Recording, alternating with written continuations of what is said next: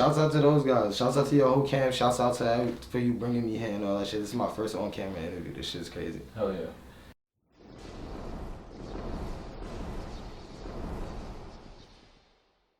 What's up, Goodhits gang? Today we are in McCarran Skate Park talking about a rapper who's used to skating. We're talking about the Brooklyn man, young Heelflip, the underground legend. We're talking about all of his hit singles, Neckcrack, Rottweiler, Psycho Flip, and more, as well as his relationship with other major stars like Zilla, Kami. It's an all-encompassing interview, so sit back, relax, and get ready for Volume 7, Episode 1, featuring young Heelflip. Boy, play me a beast while I beg to differ. Turn you into a feast, boy, you get eat for dinner. What's up, Goodhits gang? You know what we're about. We're bleeding the block for the best underground rap here in New York City and beyond. And it's a special day. It is March 3rd when we're recording this interview. It's special for a couple of reasons. First, it's my birthday. And second, shit, we got young Heelflip in the building. The underground Brooklyn king is in the fucking house. He's in the Goodhits compound. Dude, let's start out simple, bro. I told you we're going to start out simple. Dude, how are you doing, man? How's your day going? I feel like the world's like crazy every day. Like since 2020, shit's just been crazy. Yeah, definitely since like COVID. My day's been good. I started off just cool, like chilling, like smoking and shit, just listening to music and stuff.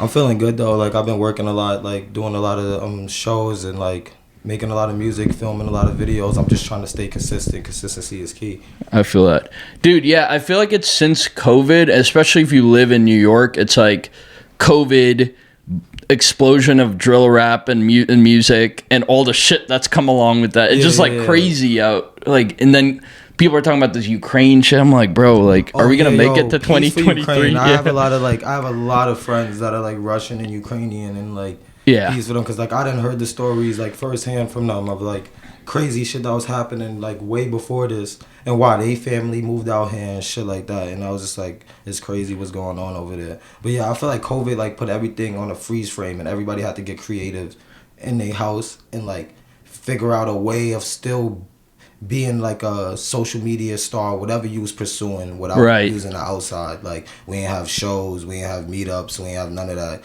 Like I remember when COVID first started, that's when like the first time me and my bros really started getting on like Discord and FaceTime and smoking together, because we was like, we can't meet up and smoke, like, so let's all roll up and start FaceTiming. But like even when COVID, I started doing like Triller videos more and like TikToks and stuff like that. Yeah, Triller is big now. Like, I was never doing stuff like that before COVID, and I was like, no, I gotta get creative. Like I was the type to go outside and just like tell my bro to film and like do something. But then COVID hit and I'm like, I can't go outside. So do you think that the underground rap scene in New York has recovered totally from the whole COVID kind of shutdown of live shows, moshing, you know, like that whole scene? I feel like right now it's like times two actually. Like before COVID, when we was doing shows, like shows was booming and shows are getting packed, but I feel like that whole shutdown breeded a whole different like animal of people. Like people that was doing shows before COVID, now they're doing like, they're really packing these things out because like everybody wants to go, everybody wants to wild out, everybody still has, I think like everybody was relaxed for a whole year and now like they still haven't let off that energy yet. Like yeah, dude. I mean, I was telling you off camera about that show we threw, Smoked Out in Soho. Shout out Booby and all the guys, because I totally agree with you, man. Like that was one of the biggest shows I'd seen in a while, and it was packed out. When I'm on Instagram and I'm just looking at any of my homies doing shows, like y'all, when y'all did that show and I seen Kai's footage, I'm like, yo, like every show is being packed. Like I haven't seen a dull moment yet. I haven't heard of a dull moment yet. Like, and a lot of people are going crazy. Like what's this DJ's name? I keep forgetting his name. It starts with a Z. Zillions. Yeah, Zillions. Yeah. I always get confused with Zillions and like Zion for some reason, but he's been going crazy. Like every time I'm looking at his story and he's at a show. Maybe we'll get him on. There's been talks about getting him on for one of our shows. I need to get him on because he's gonna be going soon. Like he's gonna be like up soon, like way out of here soon. Like, That's wild. Who do you think is like the next, kind of talking about like making it out of here, who do you think is the next big name other than Heelflip? You can't say yourself a next big name other than, every rapper's like a boxer. Every rapper gotta think they're the best. Otherwise you wouldn't be in this game. So I feel that. But like honestly, the next other name, I'll say out of my peers, probably my bro Sav, my bro Kai, my bro Kratos, like my bro Young Mags. Kratos is nice, dude. I actually I'm gonna try and interview him too. Yeah, I'll tell him about you. Yeah, dude. Kai is definitely has the live show craziness for sure. Yeah, no, Kai is different. He's a different breed. That's why I fucks with him. Like when I first met him, it just felt organic. Like I'm like, alright, like he's not one of these rage kids that was just like, alright, I just heard it and like I'm on it. Like, and then we was chopping it up, and he was just telling me how long he was doing it for, and I'm like, what the fuck? Why the fuck have we never met? Like it was just weird. Like it's just crazy how small New York could be at sometimes and how big it could be at sometimes. It like, really, that's so true. Like, that's so true. Like during the whole time when I was doing a bunch of shows, I never seen Kai at all, and he said he was doing a bunch of shows too, and I'm just like, what? Like, why we never cross paths or nothing? Like the crazy thing is, I think we crossed paths one time. Like I gotta actually ask him about that next time I see him. I think we crossed paths one time. Especially in music, dude. Like you'll just be running into people walking around Brooklyn. It's like mad walking around Soho and shit. You'll just run into people. One night we just wandered up on stage at a Lil Yachty concert in like 2018. Like that shit was just crazy. Like I was like, Bloody Osiris was there. Like mad people that's like crazy was there. Like, and I was just like, what the fuck? Like, and we wandered up at like another party, and it was like mad other people there too. Like I was like, oh shit. Like it's just crazy how you could just be chilling in New York and just wind up somewhere. Like that's the beauty of it. Do you used to listen to Lil Yachty? Do you still fuck with him? I still listen to Lil Yachty, bro.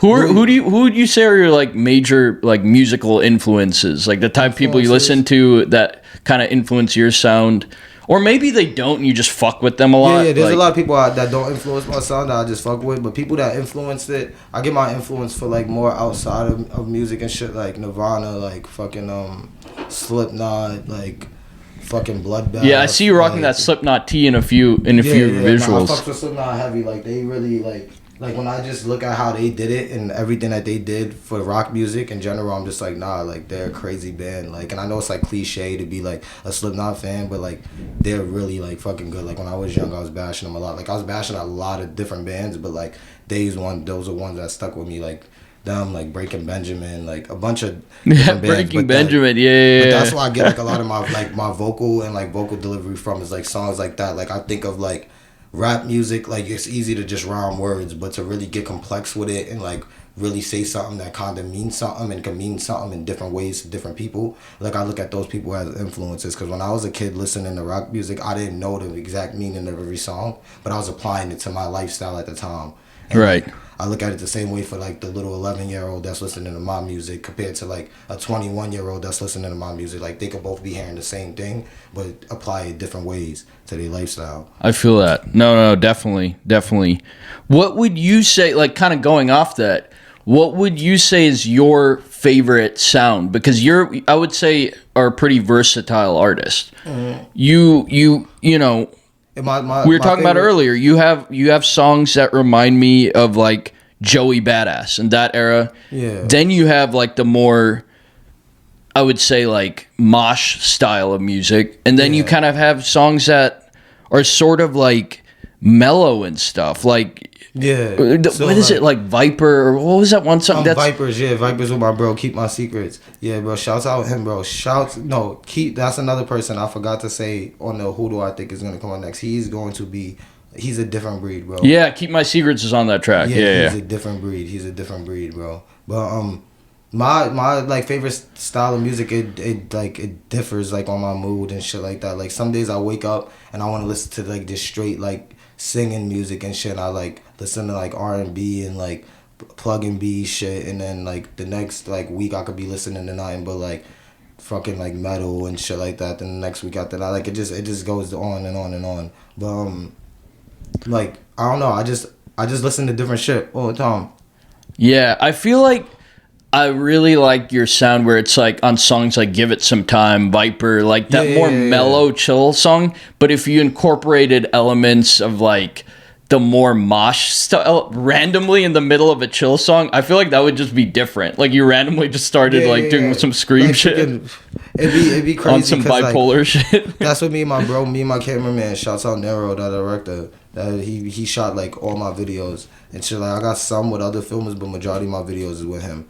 and like we be talking about that a lot, about like just applying the mod shit to different styles, because I'm so versatile that like I could just jump with different styles to different beats and shit like that. But like freaking that's like it's like a good thing, but it fucks with me a lot, because like I listen to like my music and I'm like, I like my rage stuff, I like my mellow stuff, and I like my rap stuff, like, but like I don't feel like everybody does. So like I get like, sometimes I'll be in a mood to where I'm like, yo, I just want to drop like chill shit, and then I'm dropping it and like people are like, yo, where the fuck is the hype shit? Like, nah. So you have equal love for all three. Yeah, it kind of just depends on your mood and emotion. Yeah, shit like that. Like I feel that. Dude, you have it's kind of, speaking of camera stuff, like I feel like Nero, who is that? Is that your boy? Because he shot like 99% of your videos and shit. Yeah, yo, he's like, alright, so I live in Coney, and like, we don't really like, alright, when you live in Coney, you don't travel out a lot. There's people that live in Coney that don't leave Coney. And like, so he was just someone that lived in Coney that like, when we was like coming up and we was like, we need a film, and my bro, Devin, that I first came up with, he introduced me to him, and then like when my bro Devin went off to college and did his own thing, me and Nero was still in Coney. So like we was just like, we just gonna keep putting the pieces to the puzzle together, and we just kept filming and filming and filming and filming, and then like it just kept like, we just kept going, like that's my homeboy, like that's my brother. Yeah, man, I feel like he's improved as a cameraman over the years. Crazy, like that's the thing, like that's why I love to see it, because I watched him when he literally had like nothing, like just a whack camera, like a Canon, and like we was like, fuck it, we gonna work with that. So like him being like, yo bro, I just copped this, I just copped that, like yo, let's go shoot. Like when he gets new gear, he always hits me up. It's like, yo bro, let's go shoot something, bro, like I just got something new, like let's go test it out and shit like that. And like we got this thing where we always say to each other, like no matter through the year what's going on, like we shoot our occasional videos, but we always gotta go out the year in a bang. Like every year we gotta go out with a bang. Like I feel that. Yeah, dude, shout out to him. Wait, how was growing up in Coney, bro? Talk to me about Coney, because I know y'all be on timing out there, you know what I mean? Coney is different, bro. Coney is like, it's crazy, bro. Like, and Coney is just like, it's just like a bunch of different blocks all split it up, and all of them got like fucking different apartment buildings and shit, and like people be having problems with each other and shit like that, but I never got into any of that shit. Like I never gangbanged in none of that shit, so I just like ignored all that shit. But that's what made me the outcast that I was. Like I was just like, when people was like, when I was growing up listening to rock and shit like that, people was just looking at me like, oh, you kind of weird and shit like that. And I was just skateboarding and shit, like I was just hella skateboarding and just staying away from that shit. But now with the music shit, like Coney's getting united. Like there's a lot going on out there now. Like you got people like me pushing it. You got my bro Ola pushing it. You got my bro Kelly pushing it. You got Nems pushing it. The guy who did the Bing Bong shit. But like people don't even know that like Nems have been rapping. Amazing. Nems been rapping since I was in diapers. Like, for all I know, as long as I've grown up in Coney, I've seen Nems signs and graffitis all over. Like, I knew of Nems. I've seen his videos on YouTube and all that shit. Like, I knew of who he was. Like, he been rapping his ass off for a long-ass time, and it's crazy, like, how he's now getting the recognition. But, like, there's a lot going on out there. Yeah, because when I think of Coney, I also think of like drill rappers and shit. Yeah. There's a drill scene out there. I'm not too into it with the people that be. Well, what do you think of drill rap, like in general? I think it's cool. Like the whole big, it's like big right now. I wouldn't say you have like a purely drill song, but Rottweiler is kind of incorporates some elements. It was intended to be a drill style song. Right? Yeah, like shout out Chubbs, dude. Chubbs is in that video, bro. Yeah. Now that shit's mad funny. Song, see, Zim is like my brother. Like he's my. Alright, so Zim's mother is my godmother, and my mother is Zim's godmother. So like we knew each other since we was in diapers. So like, ever since we grew up, me and him been like this. Like we never had a falling out, like nothing. Like that's my real brother. Like, but like freaking, when me and him, when we rap, like we just like it's just perfect chemistry. Like if we hear something that we like, yo, let's try to do that shit, bro. Cause let's just see what's up. Like we fuck with it. Like we fuck with the style. Like when we first heard drill shit, like especially like Pop Smoke and them coming up and shit. Yeah, like, definitely. He's like, nah, the sound is lit. Like let's try to do some shit real quick. And then some producer sent me a beat, and I was like, oh shit, like this shit is. Who's like your all-time like top producer? I saw you have some songs with Thrax, right? Yeah. I fucks with Thrax. Freaking top producers. Shit, I ain't gonna hold you. These YouTube producers be going crazy. Like, I'll be definitely hitting up a lot of you. Like, if I find a beat on a YouTube producer, I'm not gonna give out the source on how I locate them. But like, if I find a beat, I contact the producer. We start chopping it up. He sends me shit, or he sends me shit that's not up yet, or he was planning to post, and I get it before he posts it and shit like that.